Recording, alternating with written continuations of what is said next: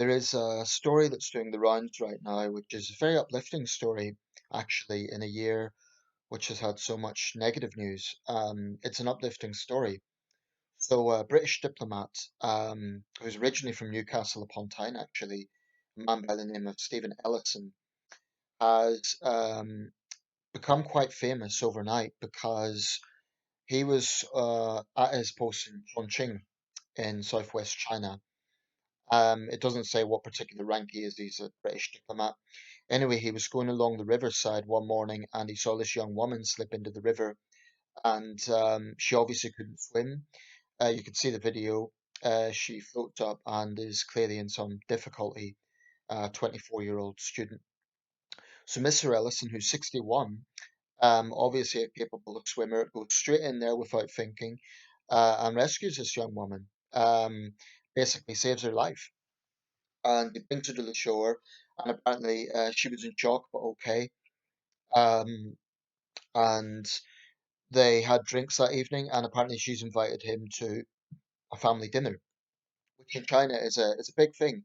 You know, that's a real honor in Chinese culture to invite someone to dinner with your family because food is a big part of. Excuse me, I've got a slight chest compression at the moment.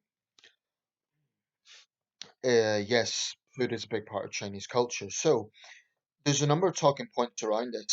Firstly, he's been universally praised for his actions by both Chinese netizens and here in the UK. A lot of Chinese netizens have said that the man's a hero, and even Liu Xiaoming, who has, had a rocky time in his posting as ambassador to the UK, praised Mr. Ellison's actions. And he claimed it represented the friendship between Britain and China. I wish it could be that optimistic. I think it was more just an act of human decency. Um, I think there's a few things that need to be considered. There's a lot of commentary about how the people standing around and just watching were being selfish. I think that may be a little bit, what's the word? Quick to judgment because it's there could be a combination of the bystander effect, which you can get all over the world, but it is unfortunately quite a big phenomenon in China where people just won't intervene in things. There was footage a few years ago of a child got hit by vehicles in Beijing and people just walked by and done nothing. So there is quite a big problem with the bystander effect in China. This may be because there have been cases where decent people have intervened only to be victims to fraud. We know, for example, of two young police officers who saw an old man knocked down. They went to help him. Then he accused them of knocking him down. We've also heard of sort of extortion type cases where older people have pretended to be knocked down just so they can extort money out of foreigners. So that may partly explain the bystander effect in China.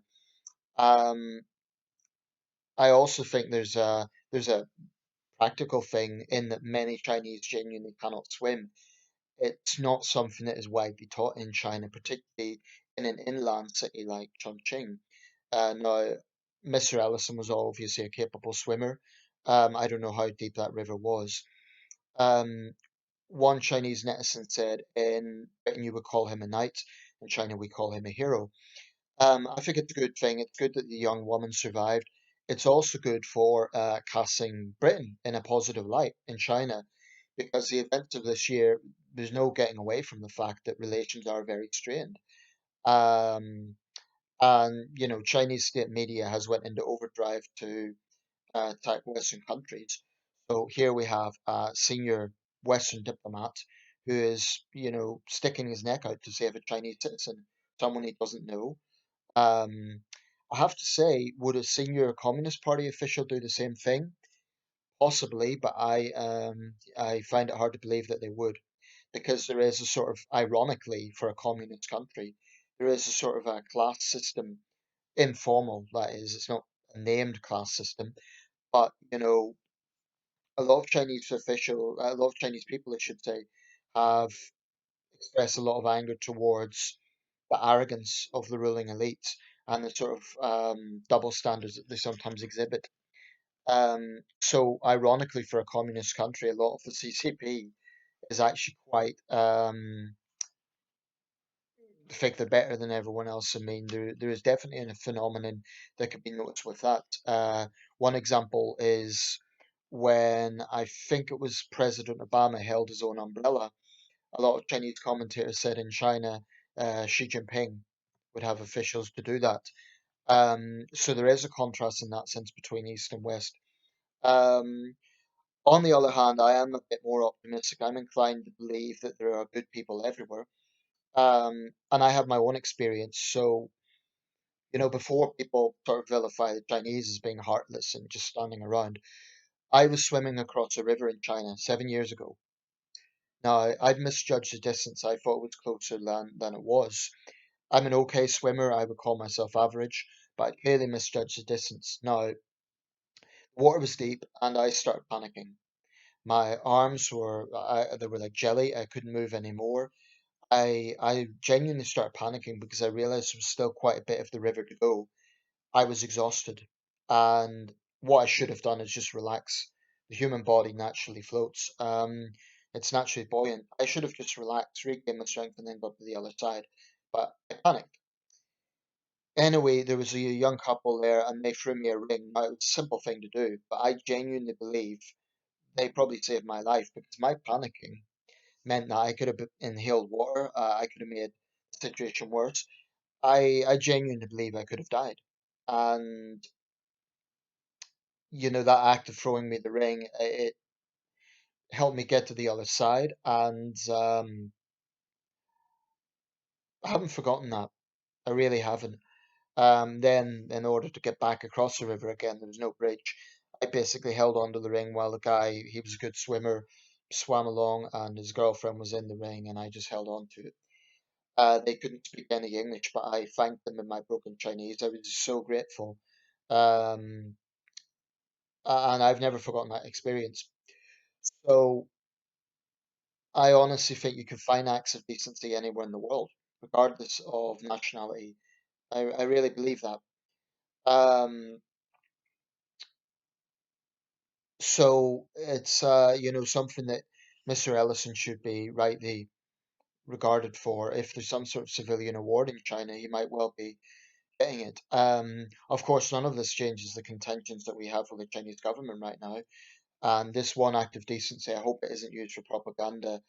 Um, I hope the Chinese side doesn't kind of almost, I don't want to say exploit him, but I hope they don't kind of try to use him for photo ops or something like that to say, oh, look how grateful we are. And they should be grateful. But I mean, there's a potential there for Mr. Ellison to be used for propaganda purposes. I just hope that it's remembered if things do escalate and they get to the point of expelling diplomats or something, they should remember his actions.